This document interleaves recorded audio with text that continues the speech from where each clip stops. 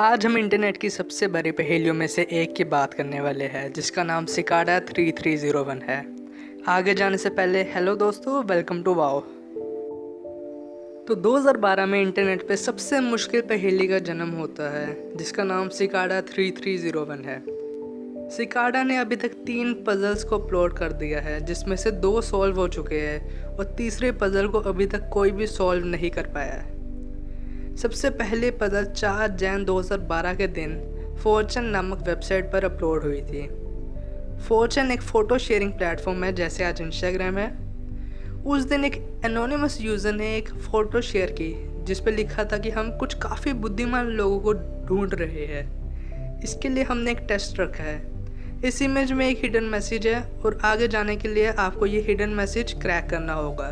Good luck 3301। ये तो एक सिंपल सा मैसेज है और इस पे तो कुछ भी नहीं लिखा है जिसको हम क्रैक कर सकें, पर हम जब इस इमेज को एक टेक्स्ट एडिटर में ओपन करेंगे तो इसके नीचे हमें एक क्रिप्टिक मैसेज मिलेगा जिसको अगर हम डिक्रिप्ट करें तो ये हमें एक वेबसाइट एड्रेस देगा जिसको क्लिक करने पर हमें इमेज मिलती है। देखने पर ये इमेज भी काफ़ी सिंपल है, पर इस इमेज पर 2 वर्ड्स है, आउट और गेस। ये 2 वर्ड्स हमें हिंट देते हैं। आउट गेस एक स्टेगनोग्राफी एप्लीकेशन है जिसमें हम एक टेक्स्ट या फाइल को इमेज पे अपलोड कर सकते हैं। इस इमेज को आउटगेस एप्लीकेशन में डालने से हमें एक मैसेज मिलता है जिस पे काफ़ी कोड्स और एक लिंक है। ये लिंक हमें रेडिट पर ले जाता है। यहाँ पर एक एनोनिमस यूज़र ने 128 पोस्ट अपलोड किए हैं और ये सारे के सारे पोस्ट के टाइटल का कोई भी मतलब नहीं बनता। ये पोस्ट में कोई भी कंटेंट नहीं है, ना ही कोई कमेंट है। इन 128 पोस्ट में से सिर्फ 2 पोस्ट में हमें 2 इमेजेस मिलती हैं जिन्हें आउटगेस करके हमें हिडन मैसेज मिलते हैं। इनमें सिकाडा ने पजल नहीं बल्कि वार्निंग दी है। सिकाडा पूरी दुनिया में वायरल हो चुके थे तो काफ़ी सारे फेक पजल्स स्प्रेड होने लगे सिकाडा के नाम पे। इसलिए सिकाडा अब से हर इमेज पे एक हिडन पीजीपी सिग्नेचर रखेगा जिसको वेरीफाई करने पर उसको एक पता चल जाए, उस यूज़र को पता चल जाए कि ये सिकाडा की पजल है बस। और इन इमेज में और कोई हिंट भी नहीं था। एक इंडिविजुअल यूज़र ने जब देखा कि रेडिट पर उस पेज के हेडर पर माया न्यूमेरल्स थे और इन्हीं से ये जिब्रिश टाइटल डिक्रिप्ट होकर एक मैसेज बना रहे थे। सारे मैसेजेस को मिलाकर एक पेज बन रहा था जो हमें एक बुक पर ले जाता है। स्टार्टिंग में जो कोड्स थे वो कोऑर्डिनेट्स थे बुक के, जैसे 120 पहली लाइन का 20वां करैक्टर। इस तरह से इस पेज को डिकोड करके एक मीनिंगफुल सेंटेंस बन जाता है।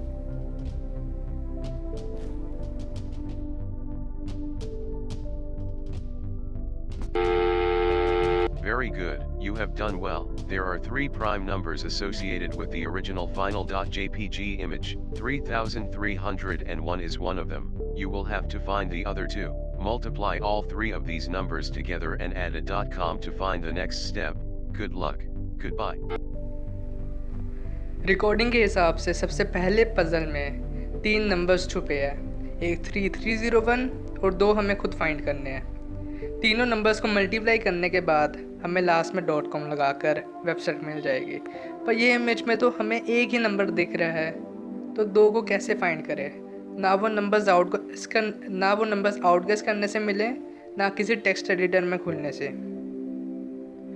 इमेज के डायमेंशंस, विड्थ और हाइट वो 2 नंबर्स हैं। इन तीनों को मल्टीप्लाई करके www और .com लगाकर हम इस वेबसाइट पर पहुंच जाते हैं जहां सिकाडा की इमेज और एक काउंटडाउन चल रहा था। काउंटडाउन के ख़त्म हो जाने के बाद कुछ भी नहीं होता, पर इस सिकाडा की इमेज को आउटगेस करके हमें ये 14 लोकेशंस के कोऑर्डिनेट्स मिलते हैं और ये 14 लोकेशंस पूरी दुनिया में फैली हुई थी। इसलिए आगे की पजल को सॉल्व करने के लिए अब ट्रैवल भी करना होगा। इन सारी लोकेशंस पर पोस्टर्स मिलते हैं जिस पर सिकाडा और एक QR कोड होता है।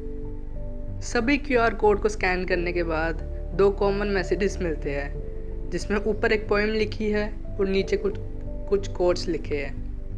ये पोइम हमें एक बुक के पास ले जाती है और ये कोड्स हमें बुक कोड्स देते हैं, जिससे हमें एक लिंक मिलता है। ये लिंक हमें डार्क वेब पर ले जाता है और जो पज़ल सॉल्वर इस साइट पर सबसे पहले पहुंचता है उन्हें सिकाडा के ग्रुप में शामिल कर लिया जाता है। और कुछ ही टाइम बाद वेबसाइट शट डाउन हो जाती है एक मैसेज के साथ, we want the best not the followers.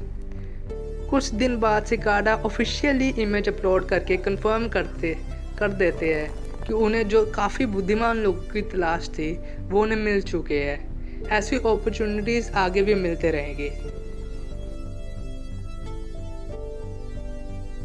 ठीक 1 साल बाद 4 जन 2013 के दिन उन्होंने एक इमेज अपलोड की थी, जिसमें एक बार फिर वो काफ़ी बुद्धिमान लोगों को खोज रहे थे।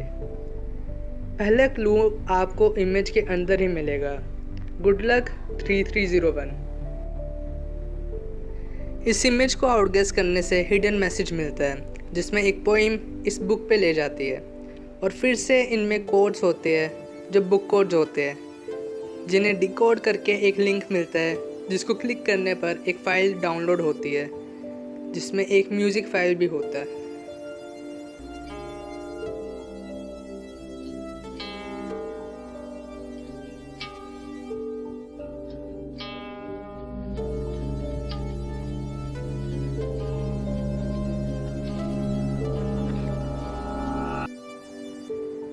कुछ पज़ल सॉल्वर म्यूज़िक को एनालाइज करके एक इमेज क्रिएट करते हैं। इमेज को आउटगेस करके एक हिडन मैसेज मिलता है।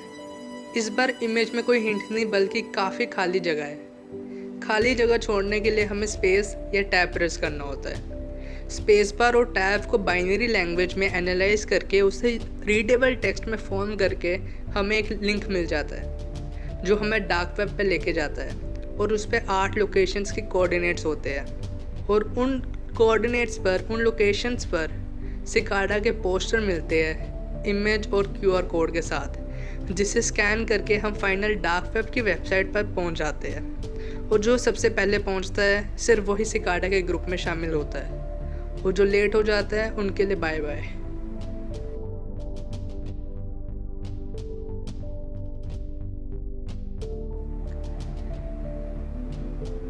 2012 और 13 के बाद 4 जन 2014 के दिन सिकाडा ने नया पज़ल अपलोड कर दिया था। इमेज को आउटगेस करके मिलता है कोड्स और पोइम जो ले जाते हैं इस बुक पर। बुक कोड्स को डिकोड करके मिलता है ये लिंक।